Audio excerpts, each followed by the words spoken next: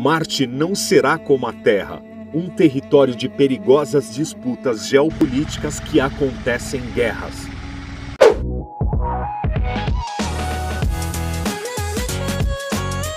Devemos isso a um acordo internacional fechado no dia 27 de janeiro de 1967, o Tratado do Espaço Sideral.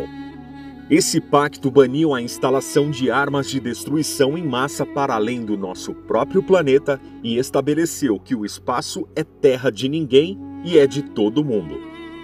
Nenhum país pode ser dono de partes da Lua ou de Vênus, por exemplo, e todas as nações têm direito de explorar o espaço cientificamente. Além disso, o tratado assinado na época por 110 países proibiu quaisquer exercícios militares em corpos celestiais e tudo que não tivesse fins explicitamente pacíficos. O acordo ainda diz que a exploração espacial deve ser guiada por princípios de cooperação e assistência mútua. Astronautas são obrigados a providenciar ajuda a seus pares de outros países em caso de necessidade. Diretrizes como esta possibilitam que a Roscosmos da Rússia e a NASA dos Estados Unidos, agências de nações rivais na geopolítica, trabalhem em parceria na Estação Espacial Internacional, o laboratório que opera na órbita da Terra, a uma altitude de 400 quilômetros daqui. Mas o objetivo principal do Tratado do Espaço Sideral não era aproximar cientistas de superpotências para entender melhor o que há no infinito e além. Ele nasceu mesmo foi por causa dos terrores despertados pela Guerra Fria. A crise do Sputnik. Na segunda metade dos anos 1950, bem antes da assinatura do acordo, os Estados Unidos e seus aliados ocidentais já propunham, no âmbito das Nações Unidas, uma combinação multilateral que preservasse o espaço exclusivamente para propostas pacíficas e científicas.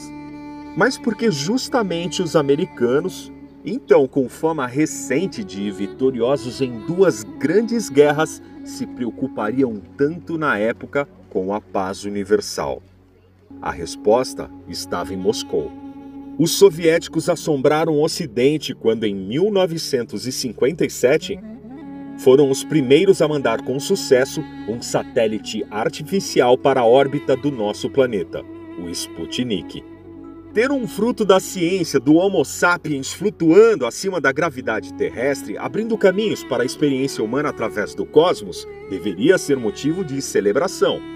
Mas não é bem assim que as coisas funcionam aqui embaixo. Naqueles tempos pós-guerra, os soviéticos tinham o Sputnik como uma afirmação diante do mundo do quanto sua capacidade tecnológica seria capaz e de que isso poderia sim ter implicações militares. Mas nem eles imaginavam a repercussão estrondosa que o lançamento teria nos Estados Unidos. Desde Pearl Harbor, nenhum acontecimento havia tido tanto impacto sobre a mente dos americanos. A ideia fixa na cabeça de muita gente era: se os soviéticos conseguiram colocar um satélite em órbita, eles poderiam colocar outros com más intenções, seja para nos espionar, seja para lançar armas atômicas do alto.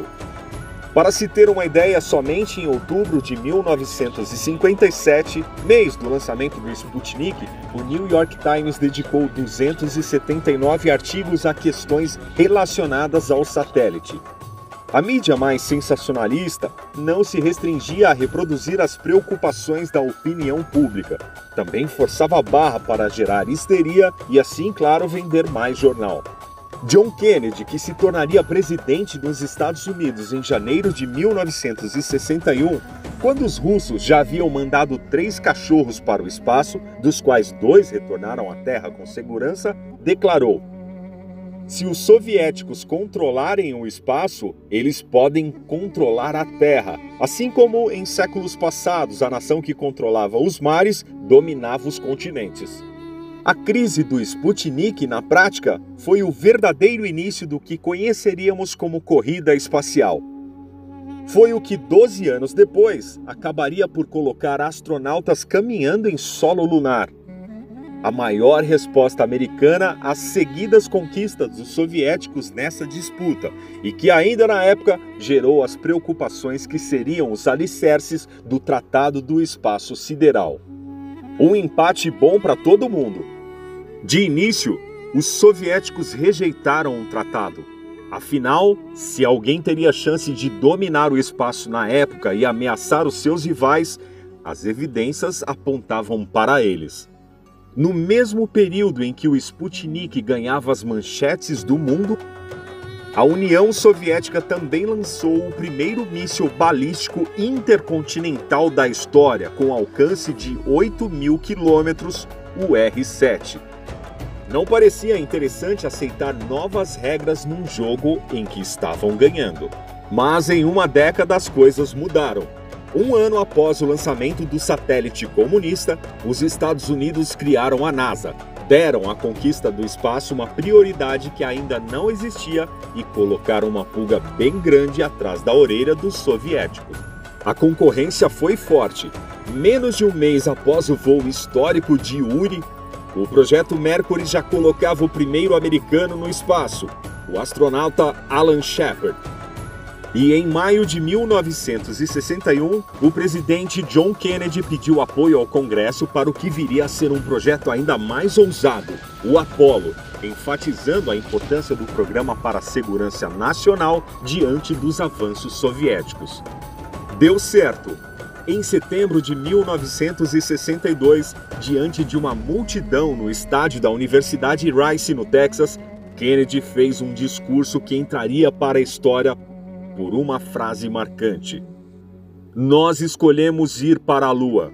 O resultado, o mundo todo veria pela TV em 1969.